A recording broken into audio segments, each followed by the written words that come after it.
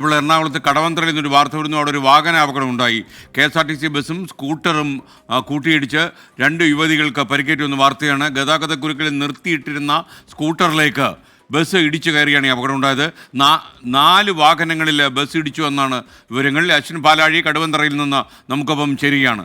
അശ്വിൻ, എങ്ങനെയാണ് ഈ അപകടം ഉണ്ടായത്? പറയൂ. ബസ്സിൻ്റെ ബ്രേക്ക് പോയി എന്നൊക്കെ പറയുന്നല്ലോ. ഇന്ന് 9:00 കൂടിയാണ് അപകടം ഉണ്ടായത്. തീർച്ചയായും ചെറിയ അപകടമല്ല, ഒരു വലിയ അപകടം തന്നെയാണ് ഉണ്ടായത്. നമ്മളിപ്പോൾ നിൽക്കുന്നത് കടവന്ത്ര ജംഗ്ഷനിലാണ്. അവിടെ ഒരു സിഗ്നൽ കഴിഞ്ഞുള്ള ഭാഗമാണ്. റോഡിന്റെ നടുഭാഗത്താണ് ഈ KSRTC ബസ് നിന്നിരിക്കുന്നത്.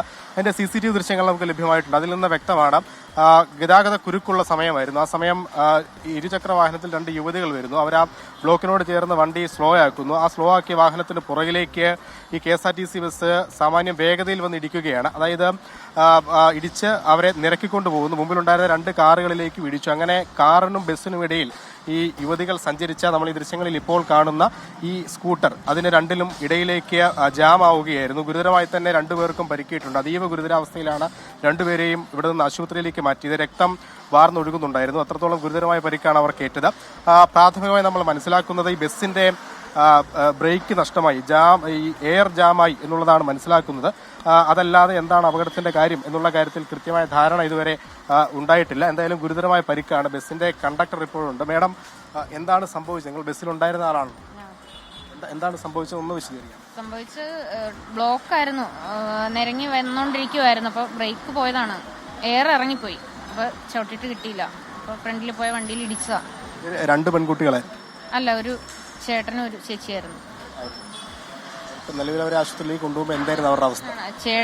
ചേട്ടന് കുഴപ്പമൊന്നുമില്ല, നടന്നാ കയറിയ. പക്ഷെ ചേച്ചിക്ക് പരിക്കുണ്ടായിരുന്നു, രക്തം വരുന്നുണ്ടായിരുന്നു. എടുത്താ കയറ്റി. എയർ ജാമായതാണ് പ്രശ്നം. എയർ പോയത്, എയർ ഇറങ്ങിപ്പോയി. രാവിലെ വണ്ടി സർവീസിന് ഇറങ്ങുമ്പോൾ പരിശോധിച്ചു. കുഴപ്പമൊന്നുമില്ല. ഞങ്ങൾ കുമരകം പോയി, കുമരകത്ത് നിന്ന് ഹൈക്കോടതി വരുവാണ്.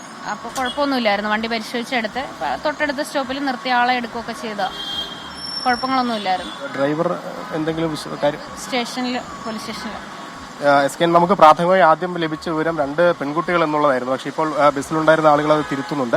ഇത് ഒരു സ്ത്രീയും ഒരു പുരുഷനും എന്നുള്ളതാണ് പറയുന്നത്. എന്തായാലും പോലീസ് നമ്മളോട് വിശദീകരിച്ചത് 2 യുവതികൾ എന്നുള്ളതാണ്. എന്തായാലും അതിൽ ഇപ്പോൾ അവർ തിരുത്തിയിട്ടുണ്ട്. പക്ഷേ ഈ വാഹനം നമുക്ക് ഇപ്പോഴും ഈ പരിസരത്തെല്ലാം രക്തമയമുണ്ട്. നമുക്കത് റോഡിൽ ഇപ്പോൾ അല്പസമയം മുമ്പ് ഫയർഫോഴ്സ് എത്തിയ രക്തം കഴുകിക്കളയുകയായിരുന്നു. അവരുടെ അത്രത്തോളം ഗുരുതരമായ പരിക്ക് പുറകിലുണ്ടായിരുന്ന ആ സ്ത്രീക്ക് സംഭവിച്ചിട്ടുണ്ട് എന്നുള്ളതാണ് മനസ്സിലാക്കുന്നത്. എന്തായാലും പോലീസ് ഇതിൽ പ്രാഥമിക അന്വേഷണം ആരംഭിച്ചിട്ടുണ്ട്. ഈ ബസ് അതിന്റെ എയർ നഷ്ടമായതാണ്, ജാമായതാണ് ഈ ഒരു വലിയ അപകടത്തിലേക്ക് നയിച്ചത് എന്നുള്ളതാണ് SKN ആ ബസ്സിലെ തന്നെ കണ്ടക്ടറും ഇപ്പോൾ വ്യക്തമാക്കുന്നത്. Okay, thank U.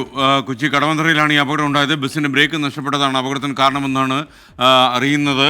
എന്തായാലും ഒരു യുവതിയും ഒരു യുവാവിനും പരിക്കേറ്റിട്ടുണ്ട്. യുവതിയുടെ നില ഇത്തിരി ഗുരുതരമാണെന്നും യുവാവിൻ്റെ നില വലിയ കുഴപ്പമില്ലെന്നുമാണ് ഇപ്പോൾ ലഭിക്കുന്ന വിവരം.